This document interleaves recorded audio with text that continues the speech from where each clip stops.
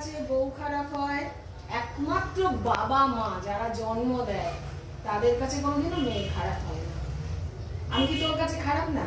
না কিন্তু আমি খারাপ মোটেও না। তুমি ভাবো প্রচুর রাগ হয় যখন, হ্যাঁ তো মানে তখন 3 দিন কথা বলিস না, 4 দিন কথা বলিস না। হোয়াট?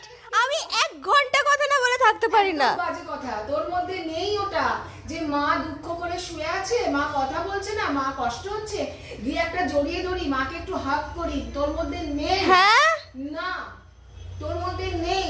আমি তোকে কিন্তু এটা অনেক সময় বলি যে মাম্মি আমি কিচ্ছু চাই না, তুই এসে খালি একটু আমাকে জড়িয়ে ধরবি, দেখবি আমি একদম মানে সফট হয়ে যাব। যতই তোমার মুখ দেখাও তোমার মধ্যে নেই, এটা নেই। আমি উল্টে এসে তোকে সফট করি যে আয় আবার আমরা মিশি। একটা ঘরের মধ্যে থাকতে গেলে মিশে থাকতে হবে। আমি তো বকবই, আমি র্যান্ডম বকবো।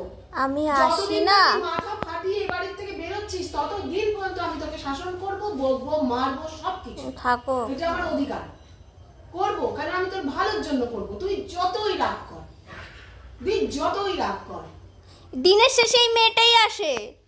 মেয়েটাই আসে, এখানে আসতে বাধ্য তো সে। মোটেও না। এ ঘর থেকে ও ঘর গেলে আমি, ও ঘর থেকে সে ঘর গেলে আমি। মোটেও না। তুই নিজে নড়তে পারিস না।